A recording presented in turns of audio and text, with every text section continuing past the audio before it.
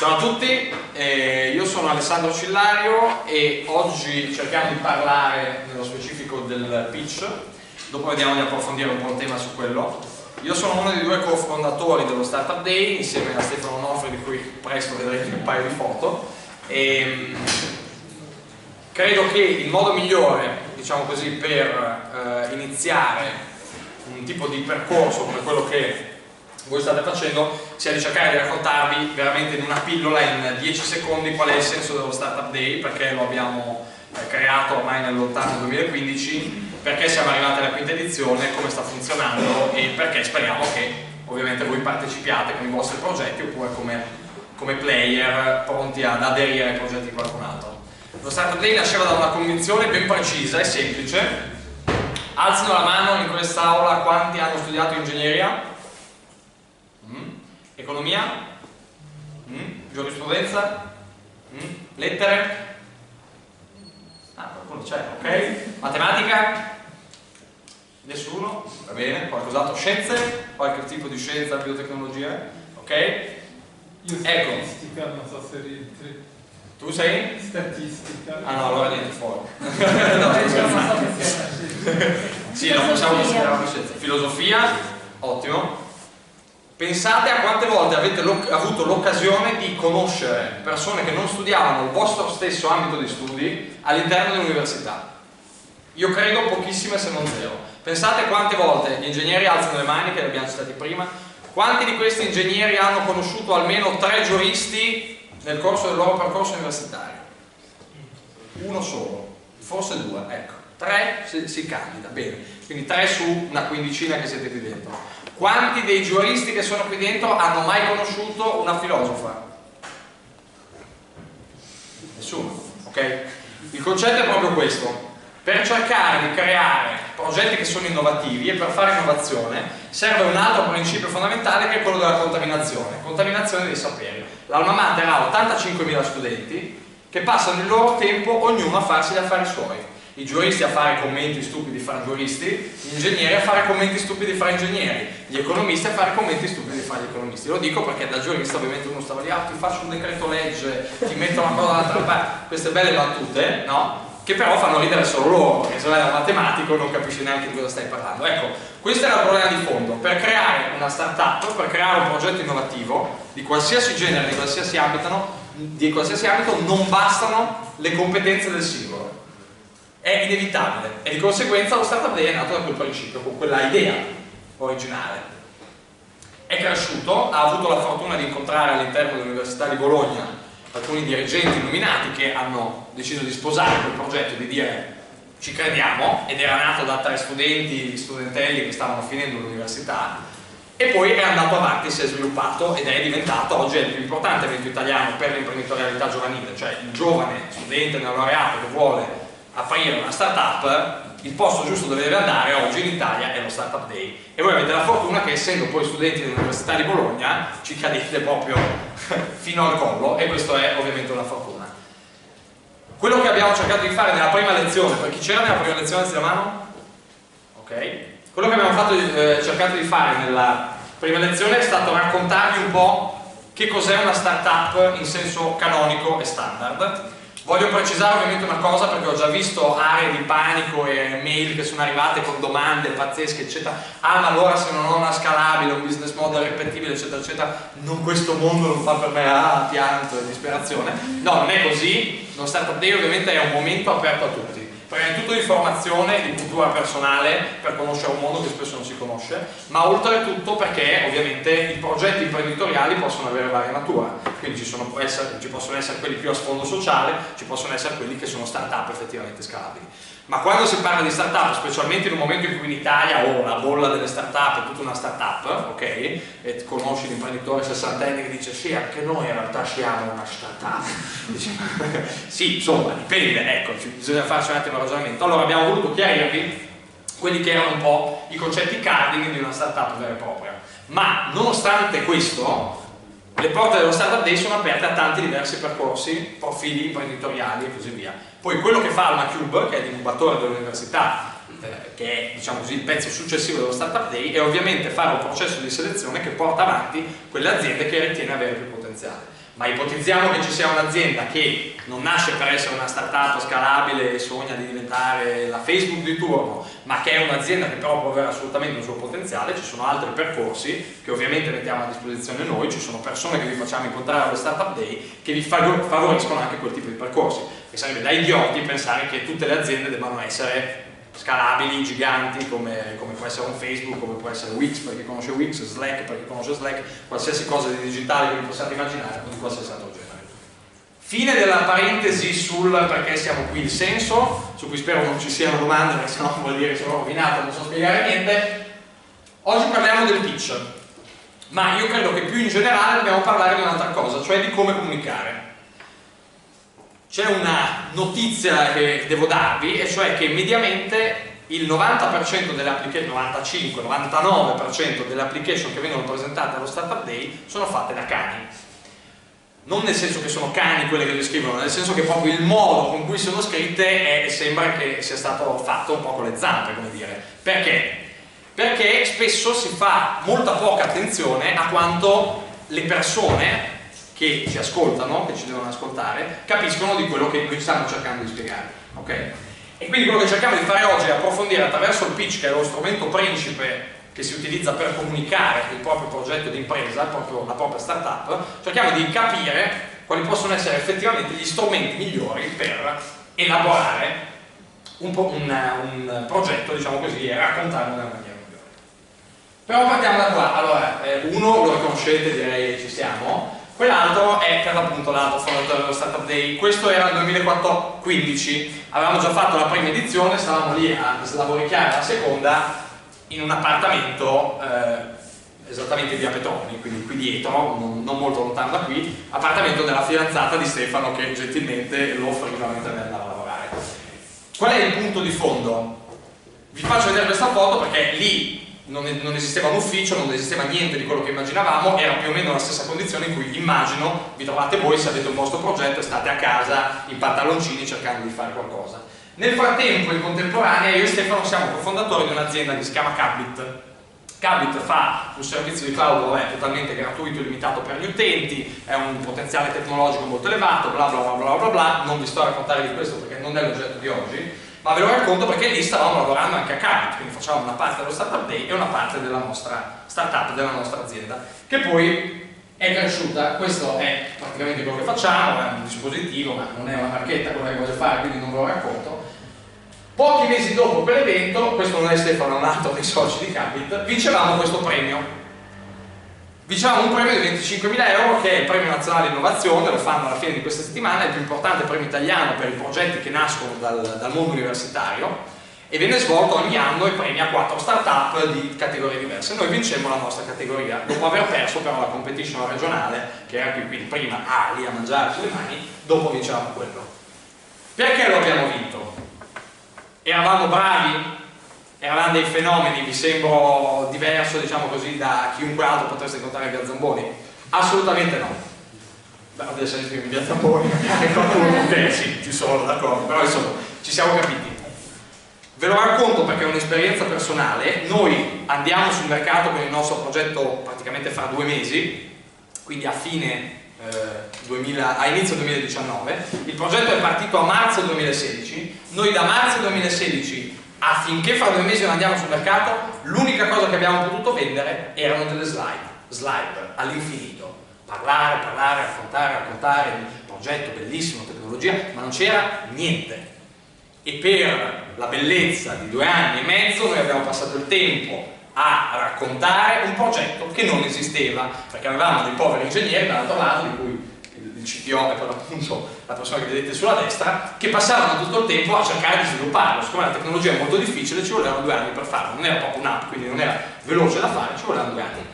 Una marea di tempo speso per fare questa roba, raccontando e basta bene, speriamo almeno, questo progetto. Abbiamo portato a casa tutti questi partner, 300.000 euro di finanziamenti raccolti in giro, cioè dei matti che su delle nostre slide dicevano beh cavolo io ci credo. Allora non lo sto dicendo perché, e voi direte sì facile dirlo e poi te la racconti, no, però è vero, non lo sto dicendo per dire come siamo stati bravi, questo è il modo giusto per farlo, sto solo dicendo che la comunicazione giusta fatta alle persone giuste, nel modo giusto, può fare la differenza fra un progetto che si arena a casa tua, dove stai con il computer in mutanda a scrivere qualcosa, e un progetto che invece effettivamente può crescere. Erano solo slide, oggi sono più di 500.000 righe di codice e un servizio di cloud distribuito che è fra i primi al mondo. Questa è la differenza, diciamo così, dallo 0 all'1, dove ci sta in mezzo una marea di fatica, la fatica che vorrei cercare di analizzare oggi con voi per farvi capire come effettivamente si può comunicare in maniera efficace. Comunicare fa la differenza e spero di avervelo spiegato. Questo è il classico iceberg delle emozioni, di cui magari alcuni di voi l'avranno anche visto parlare. Sostanzialmente si riassume in un concetto: ci sono delle cose che noi esterniamo e delle cose che non esterniamo. Quando le persone ci ascoltano, ricevono tutta una serie di input che noi vogliamo comunicargli, non è detto che le loro elaborazioni, quindi quelle che stanno sotto l'iceberg, diciamo, siano coerenti con quello che effettivamente noi ci aspettavamo loro elaborassero. Ok?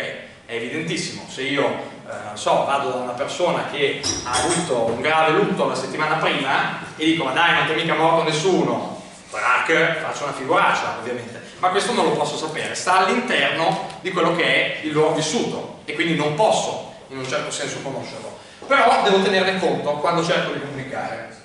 Questo è il primo principio fondamentale. Il secondo è questo: è impossibile non comunicare.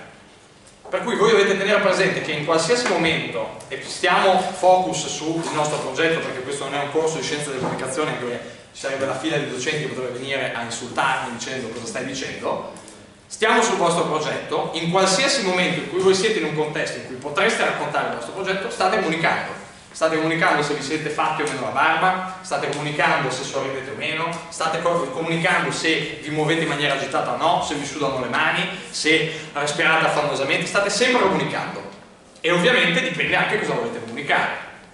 È banale dire che se voi state facendo un progetto super tecnologico e volete sembrare dei pazzi geniali, ok, magari avere 2 metri di barba sotto, il capello un po' lungo e arruffato, così un po' folle, è interessante. Se dovete andare a vendere un progetto di fintech, cioè di tecnologia applicata alla finanza, alla sede dell'Unicredit a Milano, che magari qualcuno di voi conoscerà, e vi presentate così, non vi fanno probabilmente neanche arrivare al portiere e già vi cacciano fuori.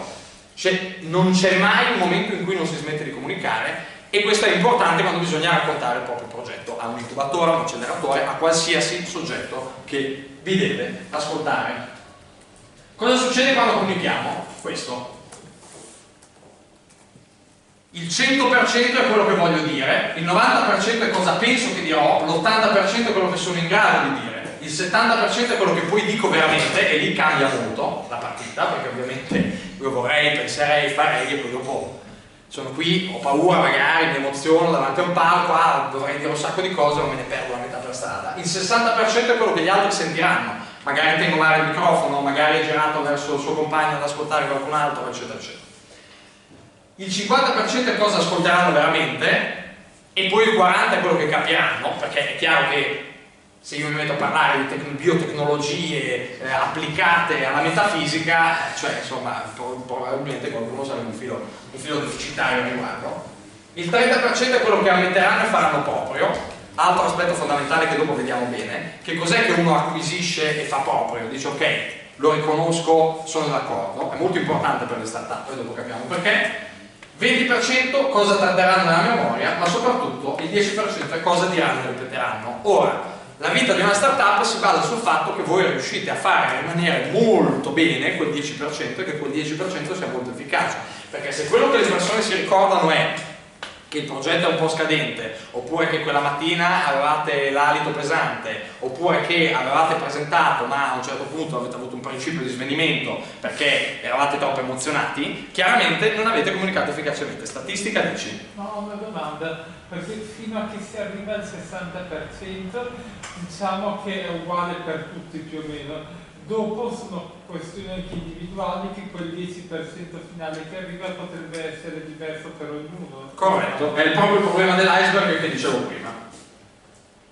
Molti modi per comunicare, vabbè, non credo ci sia bisogno di una slide per spiegare queste cose, quindi andrei avanti senza troppi problemi.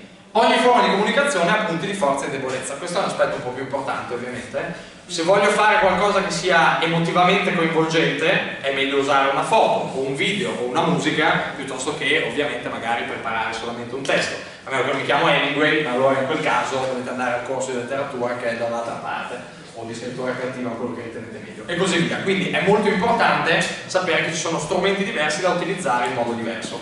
Noi nello specifico ovviamente usiamo il pitch.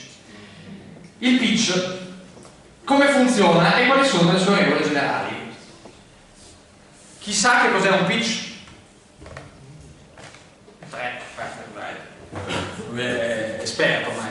Sì, ok, prova, dai, offriti. Campo. Campo? Sì. No. Che è quello del telefono? No, il pitch è il termine tecnico, se così vogliamo utilizzare, che in ambito startup si utilizza per raccontare il proprio progetto. E ce ne sono varie forme che oggi vediamo. Si chiama pitch, molto banalmente. Ok? Ora, il pitch, che equivarrebbe a dire per un povero comune mortale semplicemente la presentazione del mio progetto, ok?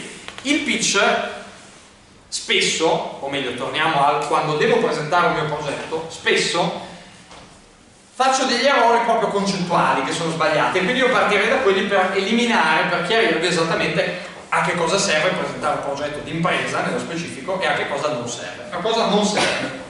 Numero 1, trasmettere delle emozioni. Cioè voi toglietevi dalla testa che chiunque incontrerete perché volete sviluppare il vostro progetto di impresa, oppure domani sarà un progetto di altro genere, dobbiate farlo trasmettendo semplicemente delle emozioni. Io voglio salvare il mondo perché sento dentro questa importante missione e ho capito che posso farlo riciclando bicchieri di plastica. Ok? Riciclare bicchieri di plastica è una cosa nobile, ci fa anche molto piacere, magari è anche redditizia, quindi può fare piacere a quell'investitore, ma il punto di fondo è: a me non interessa che tu voglia salvare il mondo, perché auspicabilmente su 7 miliardi di abitanti del mondo anche qualcun altro vorrà farlo, quindi non mi devi trasmettere emozioni necessariamente, devi fare qualcos'altro. Non serve a raccontare la tua idea. Mi sono svegliato 2 anni fa e ho pensato che c'era un nuovo need nel mondo. Il nostro bisogno era quello di aiutare le persone a fare la lavatrice in una maniera differente. Fare la lavatrice è una cosa bella e io ci ho pensato perché alla mattina con mia mamma ero lì, sto raccontando la mia idea. È utile? Sì, va bene, può anche essere utile, ma non è così interessante per un investitore, ma nemmeno per nessuno di voi. Cioè io vi potrei raccontare la mia idea di Capbit nello specifico, è quella di una startup digitale che utilizza una tecnologia distribuita per fare dei servizi cloud. Magari qualche ingegnere si è eccitato, ma tutti gli altri si stanno addormentando. Ok? Allora, non serve. Non è raccontare la tua idea che devi fare con il pitch. Numero 3, e questa è la peggiore di tutte, dimostrare che sei un bravo presentatore. Il fenomeno, no? Quello che arriva e boom, si butta lì, ciao, io sono uno storyteller. Io li ho visti, cioè nel senso, in competition per startup li ho visti, noi siamo storyteller e adesso vi raccontiamo il nostro progetto. Perché? Perché abbiamo studiato a lungo per poterlo fare. Cioè, della roba così che è imbarazzante. Nel mondo dell'impresa, e stiamo parlando comunque del mondo dell'impresa, le persone sono molto concrete, non vogliono grandi storielle, non vogliono dei fenomeni davanti, vogliono della gente efficace, concreta. Io ho visto molte più persone ottenere dei risultati in tutto l'ambito startup, imprenditoriale o quant'altro, che erano concrete, dirette, parlavano di numeri, parlavano di cose che conoscevano bene la loro nicchia di mercato e quello che stavano cercando di fare, hanno fatto tutta la differenza del mondo. Gli altri spesso hanno raccontato molta roba, erano molto carismatici, magari non so, faranno i presentatori di un talk show, ma di sicuro non hanno fatto l'impresa. Questo per definizione. E allora a che cosa serve il pitch? Il pitch serve solo a una cosa, a convincere qualcuno. Il pitch serve solo a una cosa, a convincere qualcuno. Ok? Teniamocelo a mente finché, cioè diciamo così, finché vorrete stare in questo mondo. Cosa vuole dire convincere qualcuno? Vuole dire che se stiamo parlando di un progetto di startup, abbiamo una startup per l'appunto da un lato, abbiamo qualcuno che deve essere convinto e quindi stiamo parlando di target e dopo vediamo che cosa vuole dire, e poi parliamo di convincimento, quindi quali sono gli strumenti con cui effettivamente posso convincere qualcuno. Ci siamo fin qui? Dubbi? Ok. Chi c'era la lezione scorsa si ricorda cos'è una startup? Chi c'era la lezione scorsa alzi la mano. Intanto, ok, nessuno se lo ricorda? La definizione di Steve Blank che dicevamo? Organizzazione temporanea volta a ricercare un business model ripetibile e scalabile.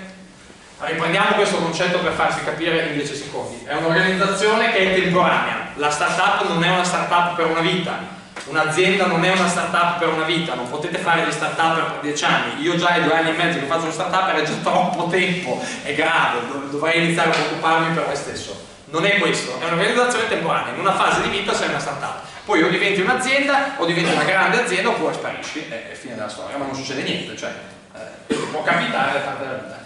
Sta facendo una cosa ben precisa, cioè ricercare, e ricerca un business model.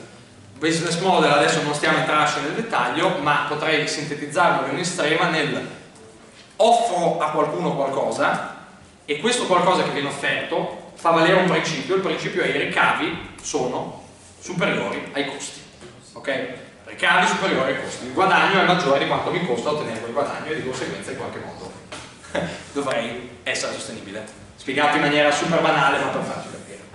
Il business model però deve essere ripetibile e scalabile, cioè lo devo poter ripetere in Cina come in Afghanistan come a Bologna in maniera diversa e deve essere scalabile nel senso che deve poter crescere in maniera esponenziale. Non stiamo entrando in dettaglio. Perché però è importante ricordarsi che cos'è una startup? Perché presentare una startup non è come presentare una normale azienda. Essendo un'organizzazione temporanea ed essendo all'inizio del tuo percorso, diciamo così, come azienda, hai delle caratteristiche che sono molto diverse da quelle dell'azienda tradizionale e che, ahimè, mi duole dirvi, sono tutte negative. Tutte. Numero 1, nessuno vi conosce. Chi ha più di 30 anni qui dentro? 1, 2, 3. Chi ha più di 40 anni qui dentro? Quindi, quanti di voi hanno almeno 10 anni di esperienza nel mondo del lavoro? 1, 2, 3, 4. Ok? 5. Quanti di voi sviluppano il loro progetto collegato all'ambito del mondo del lavoro in cui operano? Era più difficile la domanda? Ok, qualcuno sì, ok. Allora, cosa succede? La maggior parte di voi, ma anche le persone che hanno alzato la mano, sono in un contesto in cui dovranno presentare il loro progetto a qualcuno che non li conosce, non li stima, non si interessa particolarmente di loro, più di quanto non si possa interessare a qualcun altro. L'unica cosa che fa un po' di differenza è che effettivamente sono persone che dicono spesso: ah beh, è una startup interessante, sono ragazzi bravi, giovani, dai, diamogli una mano. Però ci fermiamo a questo, non vanno molto oltre, quindi nessuno vi conosce, questo è il primo problema, non poco. Nessuno crede in voi, e questo è un problema molto più serio, perché come potete immaginarvi, quando io e quell'altro che eravamo sul divano all'inizio andavamo in giro, fra l'altro uno ha studiato giurisprudenza, l'altro ha studiato economia, andavamo in giro, stiamo facendo una tecnologia distribuita, il cloud di qua e di là. Cosa, scusa? Chi se non hai studiato giurisprudenza, tu che cosa sai? Sviluppi, fai codice? No, allora di cosa stiamo parlando? Ecco, cioè nessuno vi crede. Perché dovrebbe credervi, no? Siete ragazzini, magari avete fatto il gioco all'università, il business case universitario e state presentando un progetto. Per cui c'è un problema di serietà che dovete dimostrare, che è un elemento in più. Numero 3, nessuno si fiderà di quello che gli dite. E questo è un altro drammatico problema, ok? Io so benissimo che ho sviluppato una molecola in grado di riciclare la plastica, eccetera, eccetera, eccetera. Ok? Ho capito, ma come fai a garantirmelo, a dirmelo quali sono i tuoi dati? Hai fatto dei brevetti, hai dei professori universitari dietro, come hai studiato? Quindi, la situazione è più o meno questa. Provati? Io immagino un po' di sì e credo che sia anche giusto così, perché siete all'inizio, diciamo così, di un percorso. Immaginatevi come chi vuole andare a lavorare in un'azienda, in qualsiasi altro posto, fare la pratica d'avvocato, fare il medico, che so io, fa la sua gavetta. Qui la gavetta è molto più dura, molto più faticosa, ovviamente se uno resiste alla gavetta e arriva fino in fondo la soddisfazione è anche molto maggiore, per 1000 ragioni di cui insomma credo che se siete qui capite perché. Non facciamo una pausa perché abbiamo poco tempo e direi che questi erano tutti concetti molto semplici, ma mi fermo per delle domande se ci sono fino a qui. È una parte talmente teorica che non so su cosa potremmo fare delle domande, ma ci tenevo a darvi un po' l'inquadratura generale perché se no si fa un po' fatica a capire in che contesto siete. Il contesto in cui siete è questo. Qual è la differenza di fondo? Nessuno vi crede, nessuno vi conosce, nessuno si fiderà di quello che gli dite, è tutto vero. È anche vero che Fortunatamente il mondo ha creato degli strumenti e dei sistemi per cui effettivamente qualcuno può iniziare a credere un po' di più. Lo Startup Day è uno di questi, non che il mondo ha creato lo Startup Day. Eventi per startup, iniziative per startup, una maggiore sensibilità del mondo dell'impresa alle startup è tutta roba che 50 anni fa, 60 anni fa non c'era. Chi conosce la Fondazione Golinelli? Ok? La Fondazione Golinelli è stata fondata da un signore che si chiama Marino Golinelli, che adesso ha 96-97 anni, 98, ecco, 100 punti al Grifon d'Oro. La cosa fondamentale di Marino Golinelli, che vi racconterebbe lui, come ha raccontato ai ragazzi dello Startup Day del secondo anno quando si è presentato, è che lui all'inizio prendeva da solo, vendeva dei farmaci, andava in giro per l'Italia, prendeva il treno, partiva la mattina alle 6, tornava la mattina dopo alle 10, treno avanti e indietro su e giù per l'Italia cercando di vendere questi farmaci lì da solo. Poi ha fatto un'azienda che fattura più di 1 miliardo adesso, eccetera eccetera eccetera, ha creato una fondazione bellissima. Però lui giustamente dice: oh, io all'inizio ero da solo, nessuno mi credeva, non avevo nessun appoggio, altro che startup qua, startup là, tutto da solo, e poi ci sono riuscito perché con molta umiltà lo dice, cioè non è che si sente un fenomeno, ciao sono Bill Gates, cioè con molta umiltà dice però l'ho fatto, e quindi cerca di fare qualcosa, diciamo così, da dare agli altri. Ecco, cosa fa l'Università di Bologna? L'Università di Bologna, con un principio che è quello della terza missione. Chissà cos'è la terza missione? Adesso ve lo spieghiamo. Con un principio che è quello della terza missione, dice: io credo nei miei studenti, e perché non posso dargli una possibilità anche per essere dei futuri imprenditori? Perché non dovrebbe avere senso? Allora, le missioni dell'università sono 3 da poco, prima erano 2. La prima missione dell'università è? Sì, largo circa, diciamo education, formazione in generale, quindi trasmissione del sapere, il docente che insegna a un altro qualcosa e questo si trasmette, diciamo, a uno studente. Ovviamente la didattica è nata a Bologna, che è l'università più antica del mondo in quanto a nascita del mondo occidentale, 1088, nata qui, un docente che inizia a insegnare a uno studente. Poi ci si sveglia a un certo punto e si dice: cavolo, ma se noi abbiamo tutto questo sapere possiamo anche sviluppare la seconda missione dell'università, che è? Perfetto, e quindi iniziamo a fare ricerca. Iniziamo a fare ricerca all'incirca fra metà del 1700 e la fine del 1700, ok? Facciamo ricerca. Ma poi ci siamo arrivati un po' tardi, ma alla fine ci siamo arrivati, ok? L'università dice anche: ma ho creato grande sapere? Sì. Sto formando le nuove generazioni? Sì. Non è che manca una terza missione. Qual è la terza missione? Il lavoro sui generi, sia un pezzo della terza missione, è creare un impatto diretto sul sistema socio-economico di un territorio.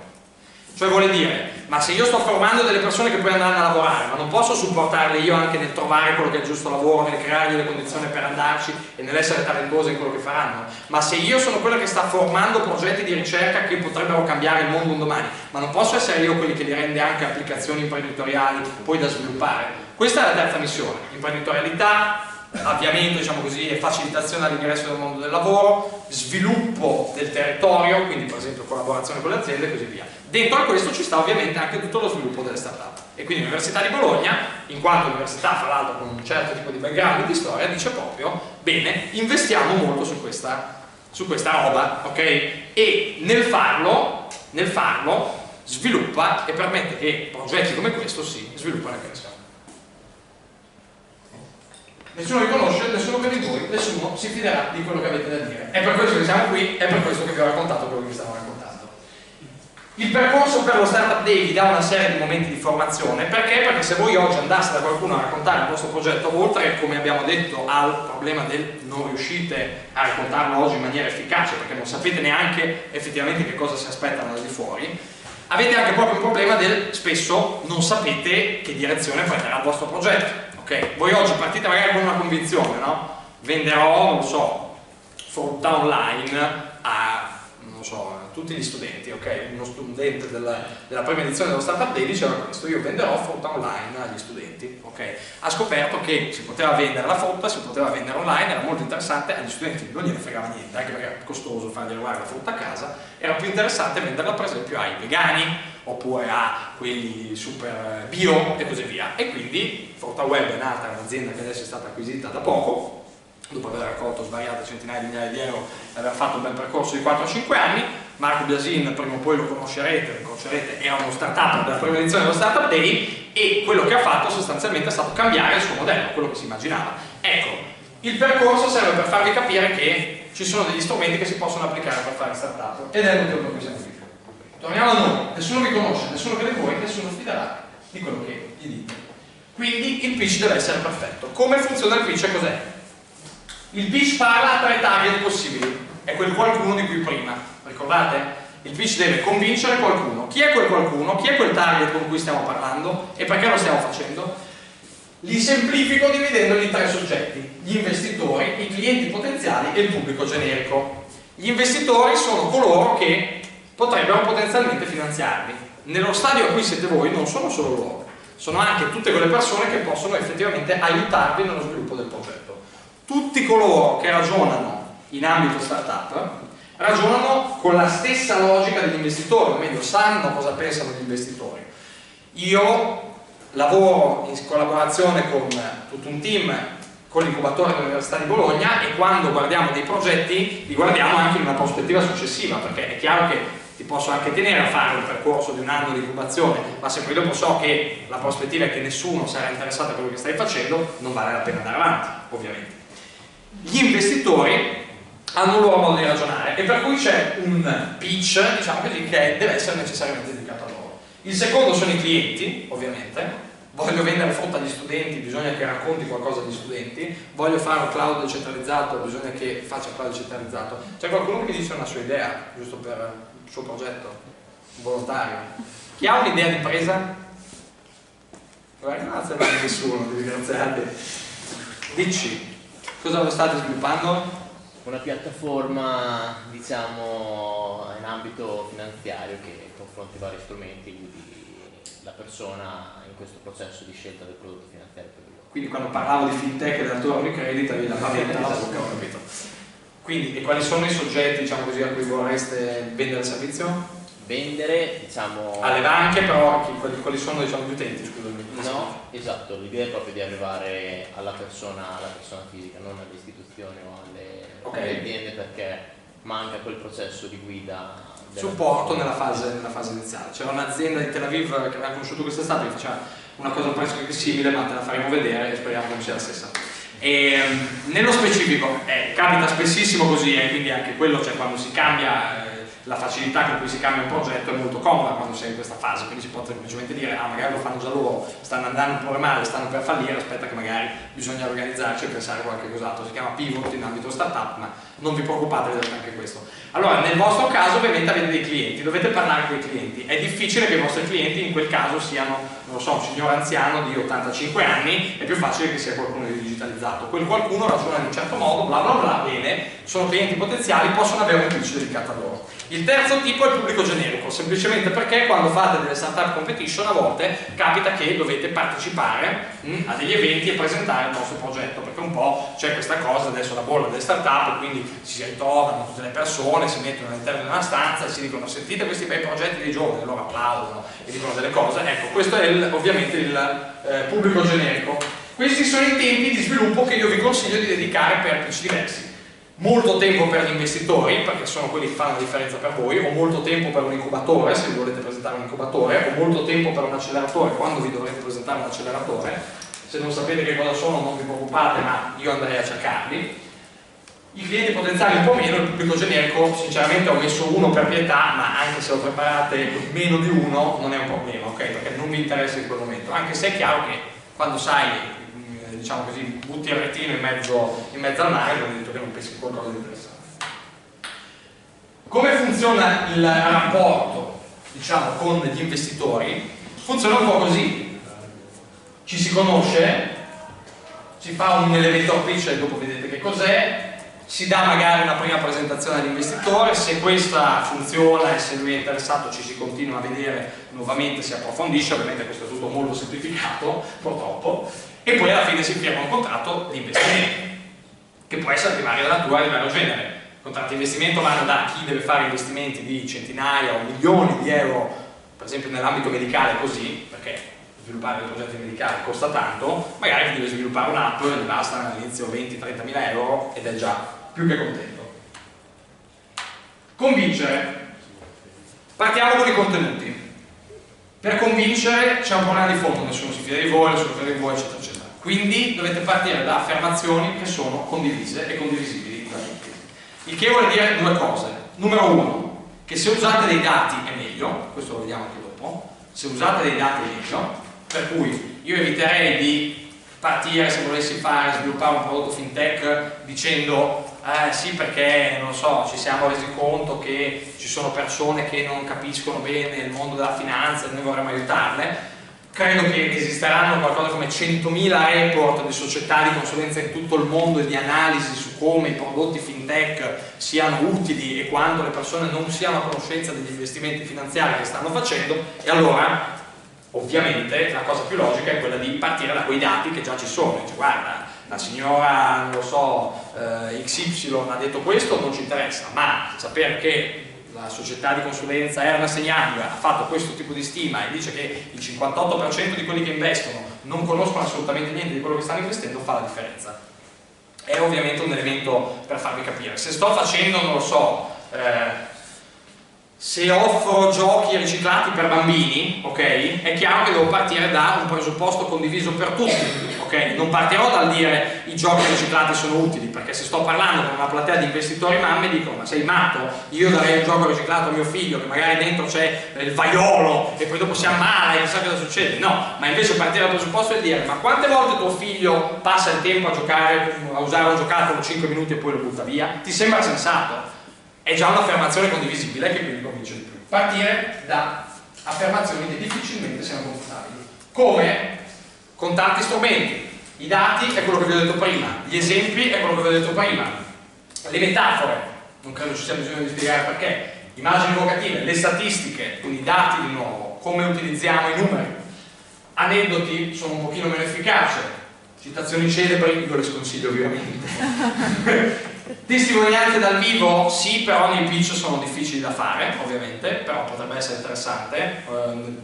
Allo Startup Day del primo anno c'era un progetto che sosteneva, sviluppava un'app per ragazzini che avevano problemi di dislessia, e ovviamente avere una testimonianza della mamma che aveva il bambino dislessico e che era supportata da questo tipo di tecnologia era molto efficace e in un certo senso in quel caso generava anche emozioni, ok? Non è che stiamo strumentalizzando il bambino dislessico, la mamma, che cosa ne so io, sto semplicemente cercando di farti capire che effettivamente è un problema che sta aiutando qualcuno grazie al mio progetto. La regola d'oro è che se qualcuno non ha capito, siete voi ad aver sbagliato. Questo fissatevelo, stampatevelo in testa fino al midollo, perché è inevitabile che per tutto il resto della vita del vostro progetto voi spiegherete qualcosa, ma non tutti capiranno. E se qualcuno non capisce, il problema è vostro, non suo, perché lui prende e se ne va e non cambia niente, voi avete perso un possibile contatto. Per cui ogni volta che qualcuno vi dice non ho capito, è il momento buono per chiedergli spiegami perché non hai capito, aspetta che te lo spiego, in che cos'è che non sono stato chiaro. E questo vi consiglio di farlo con tutti, a partire da, non so, vostra mamma, vostro papà, cugino, l'amico, quello che non ha mai sentito parlare del progetto, eccetera. Cioè non chiudetevi nel vostro piccolo nucleo di persone che stanno sviluppando il progetto, è 6 mesi che ne parlano e praticamente ne conoscono ogni possibile visione. Andate a parlare fuori, chiedete alle persone se capiscono quello che gli state raccontando. Se non lo capiscono i vostri cari, vicini, parenti, figuratevi se lo potranno capire gli altri e soprattutto se saranno interessati. Quindi figuratevi se gli rimarrà quel 10% di cui parlavamo prima. Ok? È un punto fondamentale. Scusi. Sì. È uno che fa Se mi dai delay di nuovo me ne vado. Dimmi tutto. Per chi fa un progetto, Sì. non destinato all'Europa, forse per l'Africa, Sì. non ci sono i dati per il progetto, forse è un progetto ancora piccolo, per un campo veramente un po' sconosciuto, non veramente espanso. Ma come fa ad avere questi dati per convincere i giudici? Non c'hai i dati, per esempio. Nel tuo caso specifico vediamo che cosa possiamo fare. Da dove vieni tu? Cameron. Dal Camerun. Il tuo progetto può essere applicato in Camerun? Quanti investitori italiani secondo te conoscono il mercato camerunense? Ci sono, ma non sono quanti. Sono pochi. 5%? Stiamo ottimisti? Ok. Questo ti dà un vantaggio competitivo. Perché se io vado da un investitore a presentargli un progetto per l'Africa sul Camerun, ok? E lui mi dice scusa, ma tu cosa ne sai? Ok? Se tu vai da un investitore e gli dici scusa, io ho vissuto 15 anni, 20 anni, 25 anni in Camerun, so perfettamente come funziona quel tipo di mercato, eccetera, eccetera, eccetera. Sei molto più convincente di me, ok? Quindi ci sono degli strumenti, in questo caso è l'esperienza personale, che fanno la differenza. Nello specifico, siccome qui stiamo parlando di una distanza geografica, ok? Il trucco che si può utilizzare, che consiglio sempre da utilizzare, è il mostrare molto confidenza di quello di cui si sta parlando. Perché io ti posso convincere benissimo, Bologna la conosco molto bene, sono nato qui, posso convincerti perfettamente di tantissime cose che ci sono a Bologna, ma oggettivamente sul Camerun non ho la più pallida idea di che cosa potrei dire, mentre invece tu sei molto consapevole. Quindi quando parli con il 95% degli investitori che non conoscono quel contesto, ok? Tu per quanto mi riguarda potresti anche dirgli che in Camerun, non lo so, cioè pianti una cosa per terra e esce un fiocco di petrolio e alcuni ti crederebbero, ok? Quindi è un vantaggio competitivo che va sfruttato. Se non hai i dati, in quel caso specifico, puoi ovviamente trovare altri strumenti per convincerli. Aggiungo che non credo che non ci sia nessun genere di dato in Camerun sul tipo di progetto che tu devi sviluppare. È più difficile ottenerli rispetto a chi deve fare fintech, semplicemente perché di fintech parlano tutti. Ma non escludo il fatto che ci siano degli strumenti, diciamo così, che poi per chi diciamo così va avanti nel percorso si trovano anche insieme per effettivamente avere dei dati. Altre domande? No. Allora, c'è un pitch per ogni occasione e quindi devi conoscere la tua audience, devi sapere con chi stai parlando, alcune categorie ve le ho specificate prima. Se vi faccio vedere questa foto, cosa vi viene in mente? La Cina. La Cina, ma soprattutto Dolce Gabbana. Che cosa hanno fatto Dolce Gabbana? Ha fatto una figura diciamo epocale in tutta la Cina. La Cina è un mercatino da 1,5 miliardi di abitanti e loro con una pubblicità così un pochino ironica ma che speravano piacesse evidentemente e dicevano cavolo appariamo per l'appunto la nostra nuova linea che venderemo in tutta la Cina, 1,5 miliardi di abitanti. Ora i cinesi per definizione sono piuttosto permalosi e l'ironia ce l'hanno in maniera diversa perché ovviamente sono un altro popolo, non hanno presa benissimo la pubblicità che è stata fatta da Dolce Gabbana e che cos'è successo? Che Dolce Gabbana dopo si sono voluti presentare con tanto di sottotitoli e chiedere con le mani giunte così perché è una tipica posizione che al mondo cinese, dopo hanno studiato a quel punto, che al mondo cinese piace eccetera, molto di rispettosa, l'emozione eccetera eccetera, hanno detto scusate non ci avete capiti, era una cosa ironica, abbiamo grande stima del vostro paese. Nel frattempo un mercato da 1,5 miliardi di persone ha rischiato di sparire per loro in uno schiocco di dita. Chi ha sbagliato? 1,5 miliardi di cinesi o Dolce Gabbana? Ecco, allora capite che il concetto per voi è lo stesso. Se qualcuno non capisce quello che state dicendo, chiedetevi forse se il problema non sia un po' vostro e non quello di 1,5 miliardi di cinesi. Questa è la reazione, ma lasciamo stare. Allora, pitch per ogni occasione, pitch deck, pitch, elevator pitch, sono le tipologie diverse. Il pitch deck sono slide, quindi i contenuti vengono messi all'interno delle slide, una decina di slide, di più di meno, più o meno, stiamo parlando di un pitch deck. Ci vuole del tempo per svilupparlo perché è il primo materiale cartaceo che potete dare fuori, con cui potete comunicare verso l'esterno. E ovviamente è un lavoro prezioso perché vi serve per elaborare tutti quei contenuti che poi volete distribuire. Stai ancora pensando a Dolce Gabbana, ho capito? Pitch normale. Il pitch normale è invece quello che viene fatto a voce e viene fatto in un lasso di tempo che va dal minuto proprio minimo, ma in realtà di più, diciamo dai 3 minuti ai 5 minuti. È più o meno la durata del pitch tradizionale. Sono tanti o pochi? Domandona tra bocchetto. Pochi? Beh, tanti rispetto all'elevator pitch. Tanti rispetto all'elevator pitch. Ha studiato la filosofa. Abbastanza? Sono tanti. È un sacco di tempo. Come diceva il buon Seneca, il problema è che non è che abbiamo poco tempo, è che lo usiamo male, ed è vero, sia nella vita sia nel pitch. Nel senso che il pitch come caratteristica ha quello di stare all'interno di 5 minuti, ma in 5 minuti si dicono una marea di cose. Il punto è condensare quelle che valgono veramente. Quanti di voi hanno assistito a lezioni universitarie di professori che facevano addormentare e potevano spiegare le stesse cose nella metà del tempo, se non un terzo? wow, ok? E non avete mai sognato di avere, diciamo così, l'impressione di dire ma non potevi metterci un terzo del tempo per spiegare le stesse cose, non avete avuto quel senso di frustrazione? Ecco, pensate alla frustrazione di un investitore che si trova a sentire 40 startup una in fila all'altra durante una singola giornata e dove uno si perde nei 5 minuti a parlare di cose che non servono. Se puoi usare 3 minuti per raccontare lo stesso progetto, usa 3 diavolo di minuti, non c'hai bisogno di usarne 5, ok? Il tempo non è poco. L'elevator pitch è un pitch di 30 secondi, diciamo così al massimo, e che cos'è sostanzialmente? È il pitch che ti serve quando stai parlando con qualcuno, in un momento di networking, di incontro, quando stai parlando con una persona che hai conosciuto e così via. Ovviamente lui prima mi ha raccontato la sua idea, quello non era un elevator pitch, era mi sono svegliato stamattina, aspetta che ti dico un attimo cosa stiamo facendo. È normale che sia così, però non è efficace e soprattutto non è una cosa che vi aiuta nel momento in cui dovete parlare rapidamente con qualcuno. Per lo Startup Day, per il programma di incubazione successivo, con gli acceleratori, con chiunque altro, verrete costantemente messi in contatto con altre persone che possono essere utili al vostro progetto. Ma se glielo raccontate semplicemente dicendo scusa, non voglio, però sto facendo una piattaforma che aiuti le persone nel settore della finanza perché non sono molto consapevoli di quello che stanno facendo lì, chiaramente siete meno efficaci che se state dicendo una piattaforma che ti permette di ottimizzare gli investimenti fatti dalle persone facendoti guadagnare a te come banca il 50% in più su ogni investimento, per dirvi la prima sciocchezza che mi viene in mente.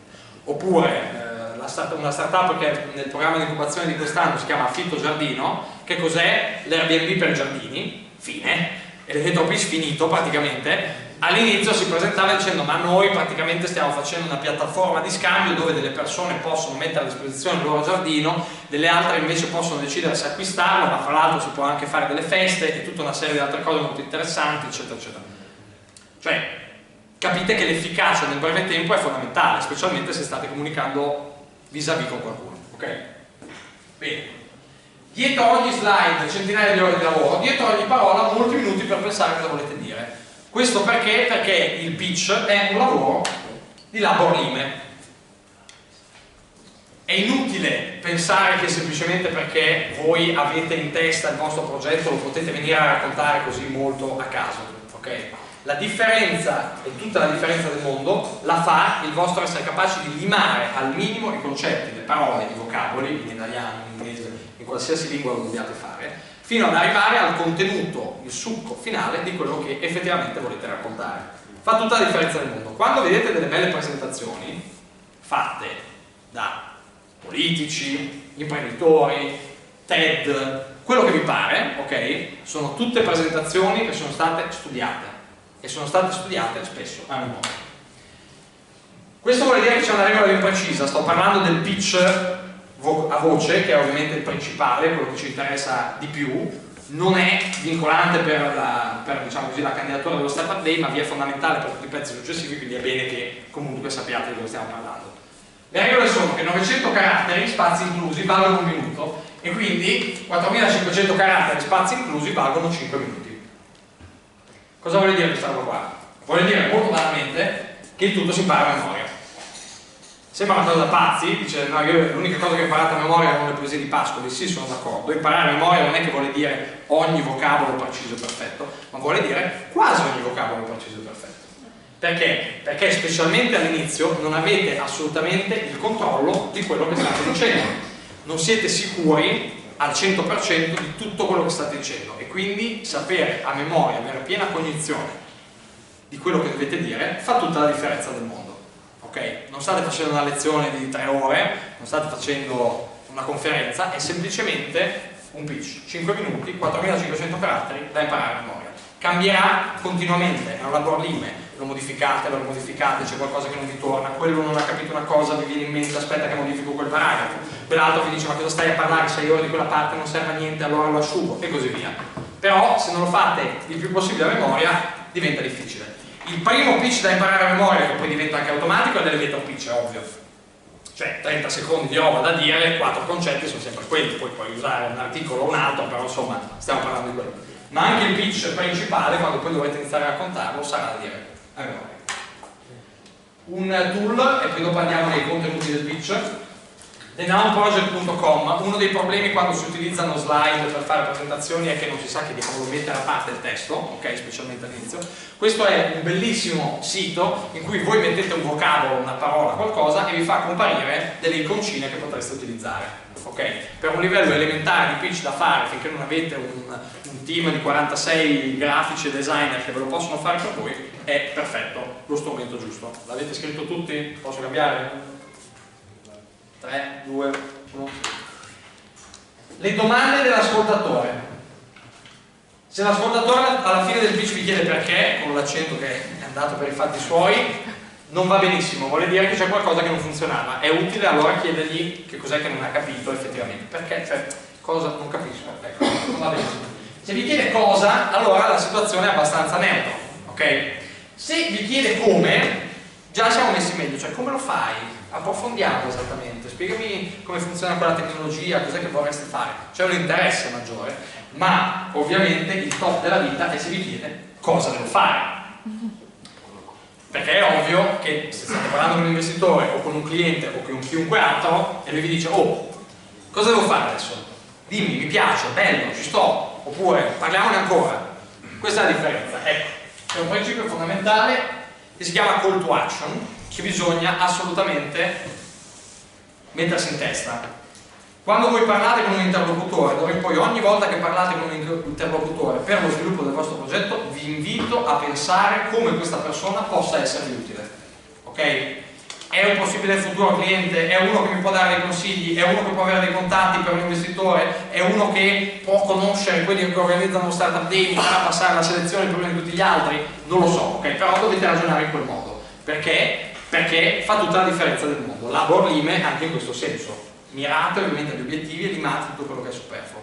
E allora quando trovate qualcuno che vi dice beh dai, ok, cosa possiamo fare insieme? È un gran lavoro, ma se voi gli dite prima e gli suggerite anche perché siete lì e state parlando con lui, beh allora avete fatto un passo avanti in più. È chiaro che per un investitore non è difficile dire guarda, mi sono trovato un imprenditore e ho detto mi dai dei soldi, a parte che mi dai dei soldi non funziona bene, magari bisogna dire una cifra e qualcosa di più, però è piuttosto chiaro. Ma se parlate con uno un po' brillo al bar alle 11:30 di sera mentre state facendo serate in via Zamboni, che però vi dice oh sai che io nella vita faccio il manager di un credit non lo so in Israele, facciamo proprio investimenti in fintech, bisogna fare funzionare il cervellino per chiedersi come effettivamente che cosa si può avere da lui. Allora il più facile call to action è oh ma dai mi lasci la tua mail che così poi rimaniamo in contatto, ti scrivo due cose, ti mando un aggiornamento perché mi interesserebbe sapere proprio il contesto di Tel Aviv, che non è vero mai però ecco, ok?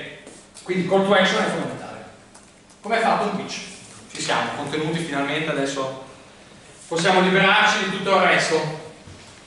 Problema o bisogno? Soluzione, prodotto o tecnologia, traction, mercato fondamentale, competitor, revenue model o business model, il team, chiaramente, la roadmap, il financial. Questi sono tutti i punti fondamentali che stanno in un pitch. Attenzione, una cosa che mi sono dimenticato di dirvi prima ma che è fondamentale.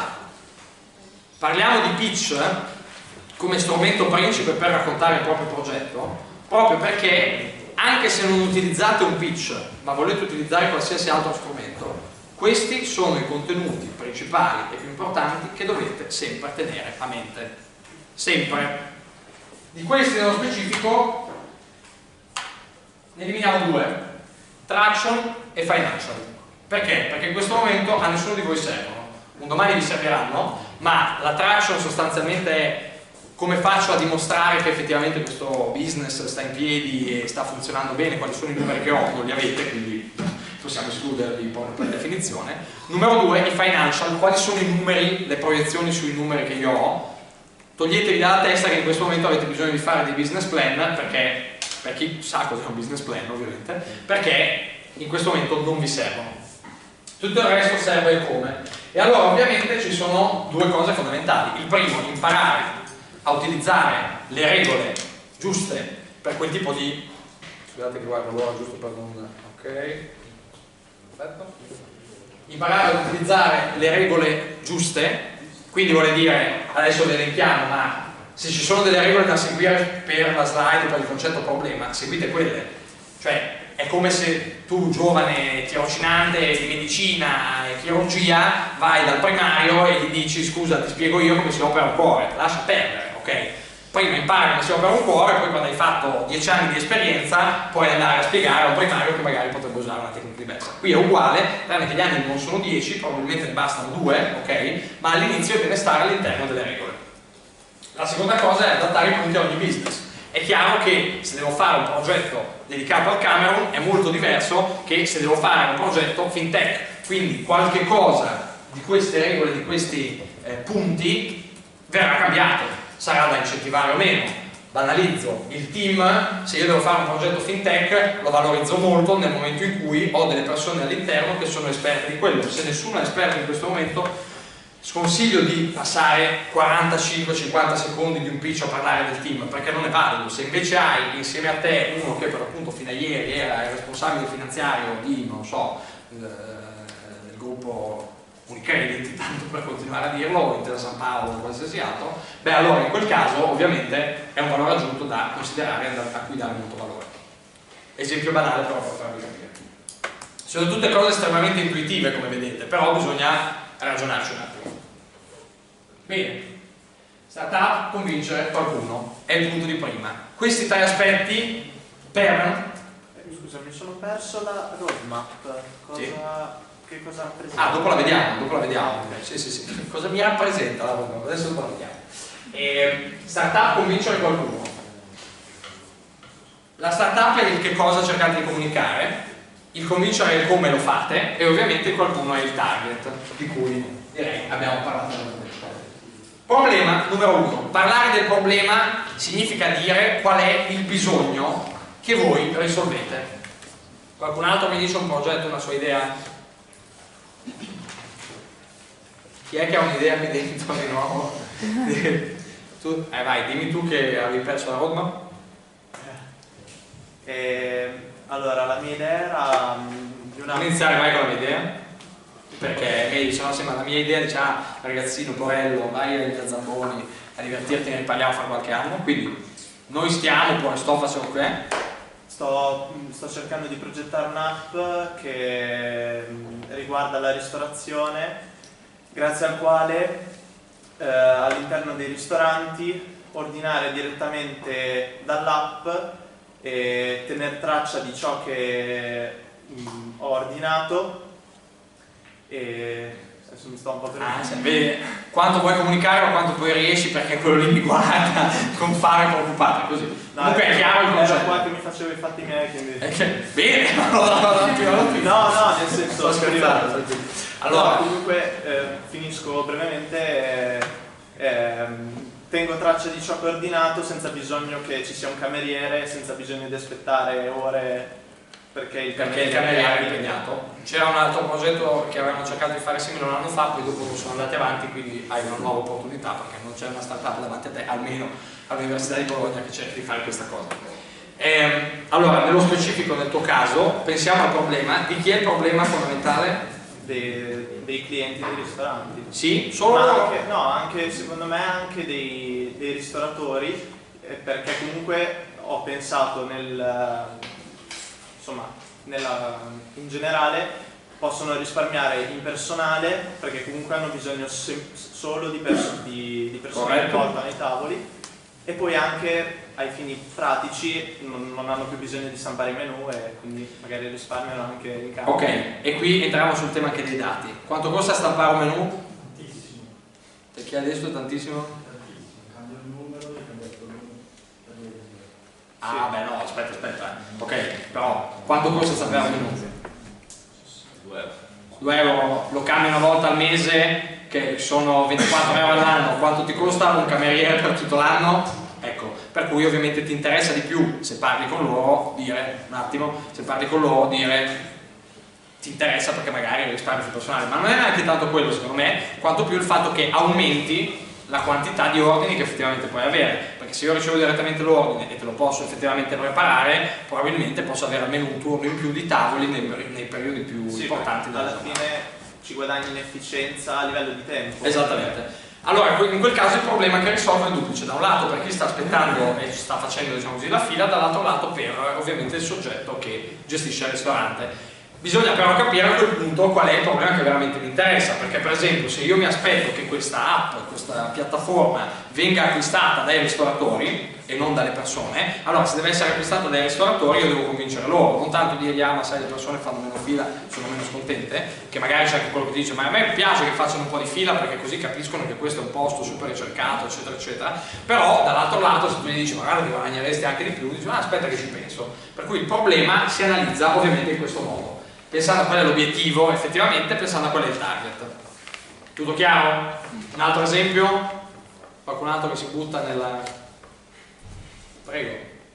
Una piattaforma che aiuta i cittadini a sentirsi più partecipi del processo legislativo, quindi dove i cittadini possono scrivere in maniera partecipativa delle leggi, poi la società si fa carico di raccogliere le firme e inviarle alla Camera per... Quindi è un misto fra Rousseau del 5 Stelle e change.org del coso. No, non è per banalizzare, è perché tu me l'hai spiegata a me, però loro non l'hanno sentita, stiamo provando di fare qualcosa, non è assolutamente per banalizzare. Più o meno stiamo parlando di questo? Tu dirai come più o meno, il più grande progetto, lo so, però c'è se andate su, adesso mi ricordo il sito, però c'è anche un generatore di idee se volete, per cui cliccate un pulsante e vi dice un'idea di business che potete fare, no? Per cui state tranquilli che il vantaggio enorme non è nell'idea ma in come siete in grado di realizzarla, ovviamente.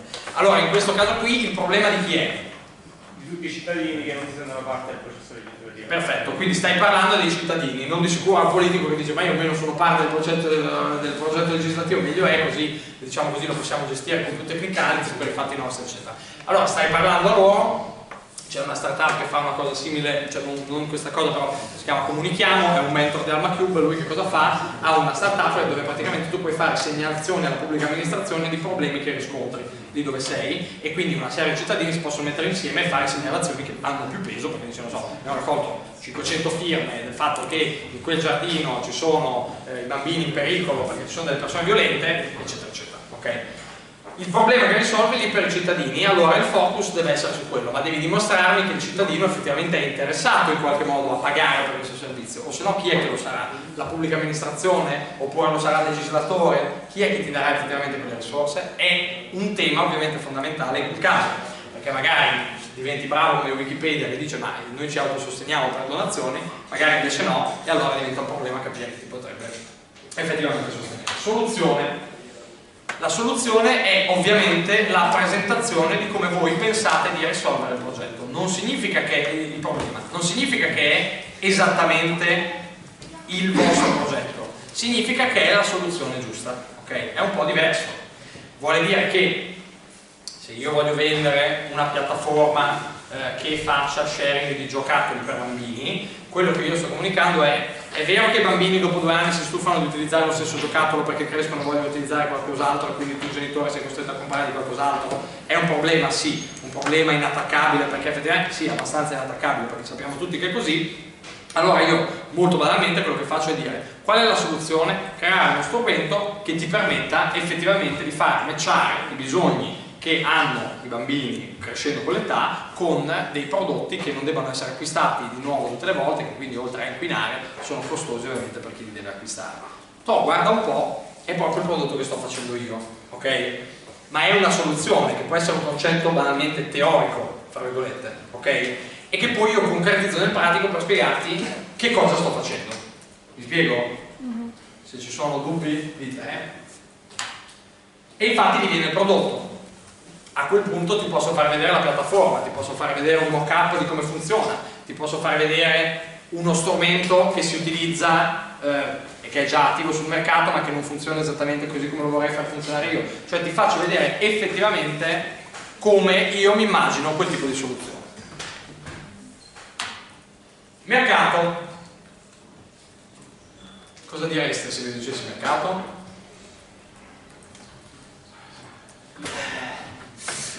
Almeno gli economisti di dentro, almeno quelli che hanno studiato business. Marketing. Vai. Ci sono le persone che acquistano questi prodotti o che potrebbero essere interessati? Sì. Diciamo. Dico l'ambito in cui si va a creare. l'ambito in cui si va a operare concretamente, le persone che sono interessate al mercato, geografia anche in parte sì. Diciamo, nello specifico il mercato si analizza nel momento in cui si vedono i numeri di potenziali clienti o consumatori, che possono essere anche aziende, non è che necessariamente debbano essere persone fisiche ovviamente, per il vostro prodotto o servizio. Quindi che cosa significa? Significa che dovete prendervi il tempo, se state facendo un'applicazione per i ristoranti, dovete prendervi il tempo di chiedervi quanti sono i ristoranti che ci sono a Bologna se il vostro mercato è quello di Bologna, o in Italia se il vostro mercato è quello italiano. È chiaro che in questa fase vi è richiesto sicuramente almeno una misura nazionale, diciamo, perché come dicevamo il business model deve essere ripetibile e scalabile di una startup, quindi non ci si aspetta che il punto sia sto risolvendo il problema dei miei 4 amici al bar, ci si aspetta che ovviamente questa cosa possa scalare a livello nazionale.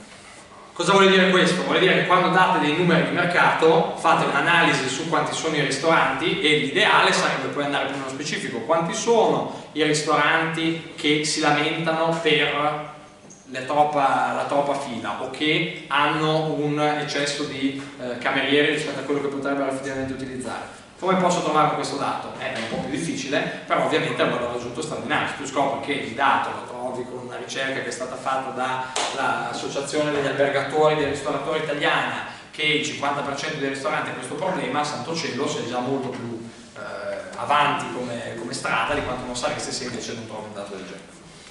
Per cui il mercato, sto facendo tutto in maniera estremamente semplice, quindi mi perdonerà chi magari queste cose le mastica da tempo, però dobbiamo renderle comprensibili a tutti, deve essere analizzato in questo modo. Ci aspettiamo di dire questo è il mio mercato di riferimento, 8 ristoranti in Italia che hanno questo bisogno, in questo modo lo approccio. Competitor? Chi conosce Pizza Bo? Conosceva. Ok, Just Eat, Gnam, Deliveroo, Globo, più ne ha più ne metta, ok. Bene, questi sono tutti competitor fra loro, ognuno opera su nicchie diverse di mercato ovviamente, però ognuno avrà i suoi modelli per cercare di stare in piedi. Sopravviveranno tutti fra 5 anni? Assolutamente no, o si acquista la vicenda o qualcuno salta per aria perché non stava più in piedi e così via. Bene, è quasi certo che per quello che state cercando di fare qualcun altro nel mondo sta cercando di fare la stessa cosa. Anche noi che avevamo la tecnologia super fighissima, pazzesca, eccetera eccetera, in realtà ci siamo trovati, altri 2 c'erano e hanno preso fra l'altro molto più soldi di noi al momento, quindi siamo anche lì un po' a rosicare. Il punto di fondo è i competitor sono fondamentali per varie ragioni. Uno, perché per un investitore deve capire effettivamente in che tipo di campo vi state muovendo. 2, per voi, perché io fossi voi, se cercate di sviluppare un progetto in un determinato ambito, cercherei tutti i giorni di guardare effettivamente quell'ambito come si sviluppa e quindi che cosa stanno facendo, quali sono le operazioni che stanno facendo gli altri soggetti che sono attori in quel mercato e così via, ok? È fondamentale quindi sui competitor fare attenzione e andare ad analizzarli un po'. Non credo sia neanche troppo difficile farlo, devono esserci all'interno del pitch. Revenue e o business model. Allora, che cos'è un business model? Silenzio.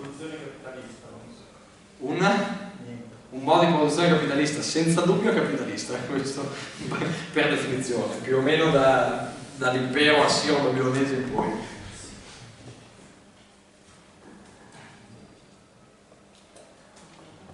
Business model, modello di business, Come un mezzo di approccio al mercato. come approccio al mercato, là in fondo il... Just in time, è un business model, non so. Ah, ho capito, come modello. Allora, no, quella è più, diciamo, il tipo di value proposition che tu hai, che è un altro termine, proto-capitalista, ma chi ti paga il servizio? chi ti... Cioè, devono essere consumatori o i ristoratori nel suo caso? Chi ti paga alla fine? Esatto, esattamente. Ci saranno delle lezioni precedenti allo Startup Day dedicate ad approfondire esattamente il tema del business model, però banalmente potremmo dire, il business model è, ma come fai a fare effettivamente soldi? Ok? Qual è il tuo modello? Da chi guadagni e da chi no? Ok? Se io vendo giocattoli per bambini riciclati, eccetera, eccetera, chi è che mi sta pagando? La mamma, il papà. Ma chi è che usufruisce del bene? Il bambino. E allora ci sono più attori in gioco. Come funzionano fra loro? Devo convincere il bambino perché poi è capriccioso e convince la mamma, o devo convincere la mamma dicendole che i miei giochi riciclati fanno bene all'ambiente e fanno bene anche al bambino perché gli insegnano la cultura della sharing economy che sarà fondamentale nel prossimo secolo, ok? Il business model è questo. Posso dire una cosa su business? Non so quanto volevo andare nello specifico su questa cosa, però mi è venuto un flash. Il business canvas. Sì. Io mi trovo sempre in difficoltà a usarlo perché la customer segmentation è un unico blocco in cui di fatto devi inserire sia gli utenti sia i clienti nel caso in cui questi non coincidano e non so, viene fuori un pastrocchio. Noi non usiamo, infatti di solito nelle startup non si usa questo format che si chiama Business Model Canvas, che è una tela, un foglio diciamo così, dove si cerca di posizionare le cose principali legate allo sviluppo di un'azienda. Si usa un altro strumento che si chiama Lean Canvas, che è pressoché simile, tu dici io non mi trovo neanche su quello, è vero, però non vuole dire che è una bella fetta diciamo così, di questa tela che puoi riempire, non vuole assolutamente dire che non possa differenziare dicendo metti un pezzo sopra utenti e metti un pezzo sotto clienti, questo è assolutamente non problematico. Il business model significa com'è che voi create valore, una parola fondamentale per i capitalisti, cioè il valore come si crea, no? Allora, al di là della teoria peraltro condivisibile marxista dove il valore è generato dal lavoro delle persone che effettivamente ci operano, assolutamente corretto, ma il punto di fondo è questo valore che viene generato, ok? A chi lo devo dare? A chi lo devo distribuire? Come lo genero? Qual è il valore aggiunto che io sto dando? Cioè se io sono una piattaforma, per l'appunto sto sempre sui giochi perché ormai abbiamo usato quello, sono una piattaforma che permette lo sharing di giochi riciclati, ok? Sto creando valore come? Prendendo dei beni che sennò verrebbero buttati via e li sto diciamo così, facendo tornare utili a qualcun altro. Se io sviluppo Airbnb, che cosa sto facendo? Sto ottimizzando il valore di una casa nel momento in cui questa è vuota e non sarebbe utilizzata, quindi bypasso tutto il mondo degli hotel perché sto creando direttamente valore all'interno di una casa e di un appartamento che sennò sarebbe vuoto, e quindi principio di sharing economy in quel caso utilizzo questo valore e lo rivendo. Io Airbnb come ci guadagno? Perché mi piglio un pezzettino di quel valore lì, ok? Che è esattamente l'equivalente di quello che fanno, non so, un'azienda come, diciamo, una casa, una Granarolo che produce latte, che cosa fa? Prende del latte da delle mucche, lo pastorizza, lo elabora, eccetera, eccetera, poi dopo lo vende da un'altra parte. Ha prodotto valore, sì, perché tu quel latte, se lo volevi dalla mucca, ti durava magari 2 giorni, poi dopo ti andava male, non era pastorizzato, non era sicuro, non potevi arrivare effettivamente al produttore. In questo caso ho prodotto valore per un consumatore finale. Il business model è quello: come creo valore, effettivamente, come lo distribuisco, come lo genero, insomma, ci sono tutta una serie di aspetti, però questo lo dovete comunicare con i vostri progetti di impresa.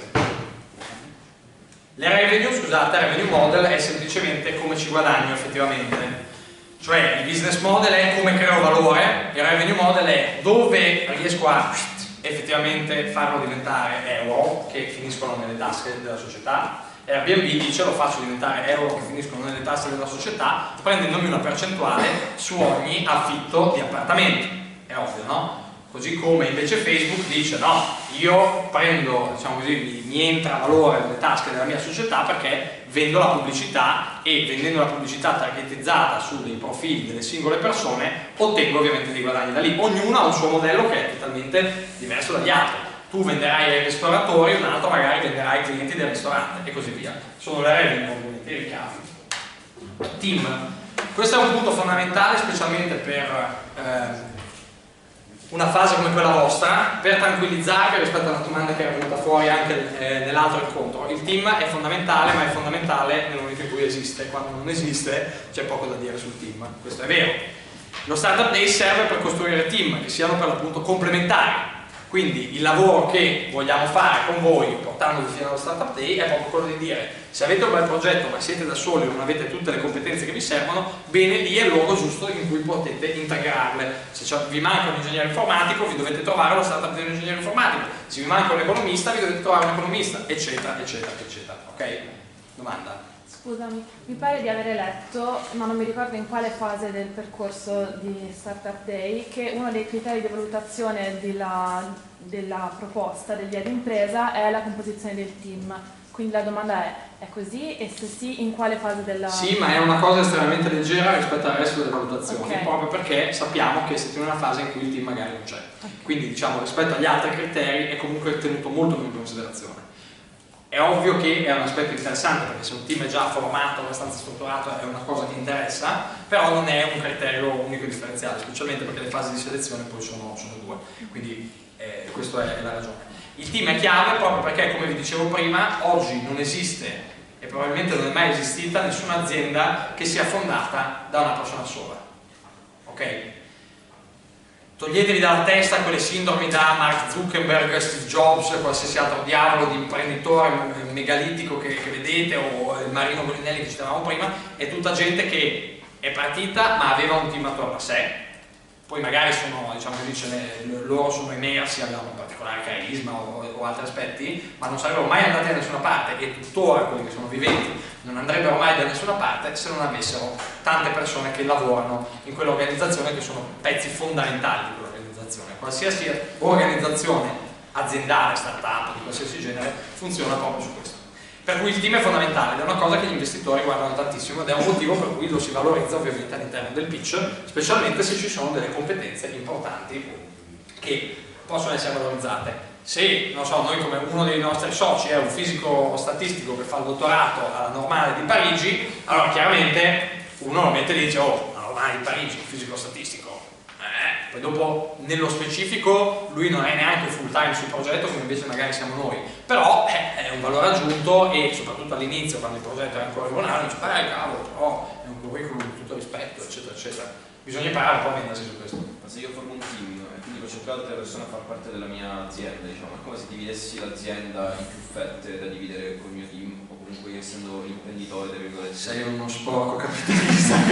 No, dici mi tengo il 100% delle cose. Allora, questi sono temi ovviamente molto più specifici, però il punto di fondo è chiaro che le persone veramente di valore aggiunto, specialmente in questa fase iniziale come sei, per definizione entreranno a far parte di quella che è la tua compagine societaria, cioè, ed è sensato che sia così, perché il livello di coinvolgimento che chiunque potrà avere, anche se tu pagassi 10.000 euro al mese a una persona, non sarebbe mai coinvolta, come se lui stesso, diciamo così, il suo beneficio all'interno di quell'azienda dipendesse da quanto quell'azienda cresce.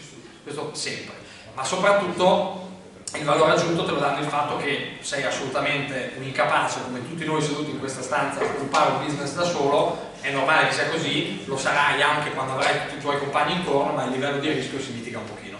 Quindi è assolutamente la cosa più naturale che ci sia quel tipo di coinvolgimento. Detto questo, non è che se poi dopo cresci nel progetto, tutte le persone che coinvolgi dici: oh, diventa socio della società. Ci sono alcune che si riconosce strada facendo essere, diciamo così, parte fondamentale del tuo percorso, e altre no.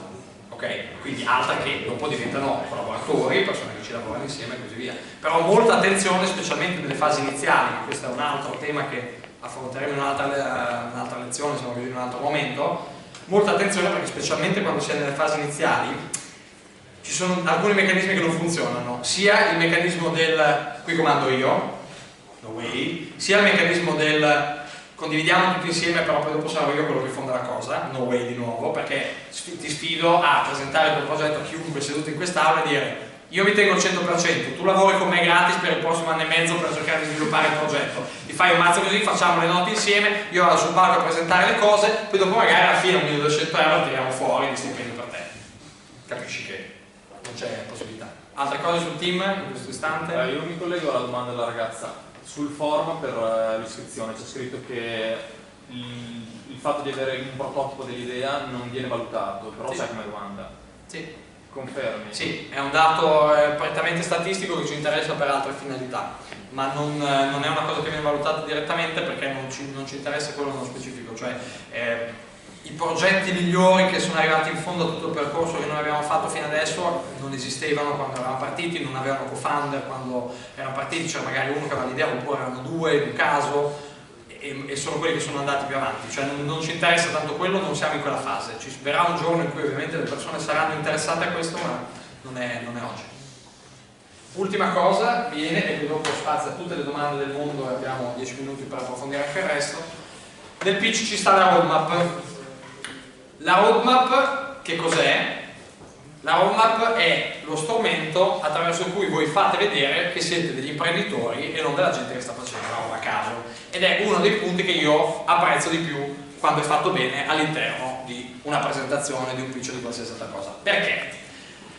Perché la differenza fra il dire e il fare è il mare che c'è di mezzo, come dice il buon detto, e la differenza fra il ti sto raccontando delle belle cose e ho un'idea concreta di come realizzarle è la differenza che c'è fra lo storyteller di prima che si racconta davanti alla sua platea e invece qualcuno che ha delle idee, degli obiettivi molto precisi, ok?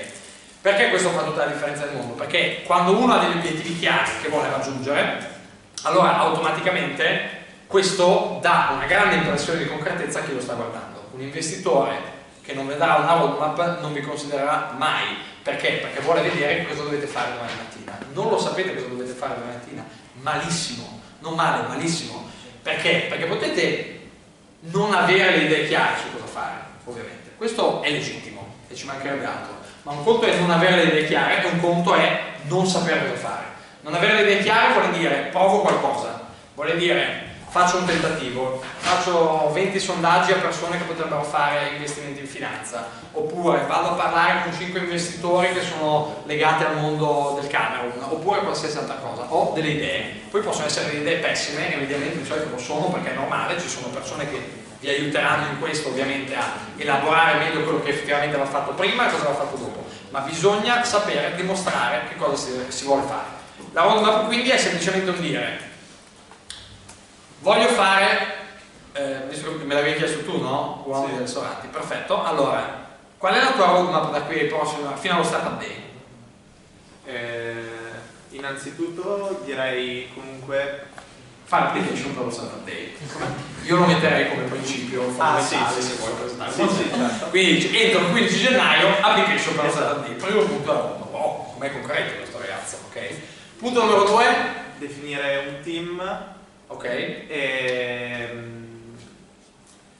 definire anche un eventuale discorso, comunque formare meglio una presentazione.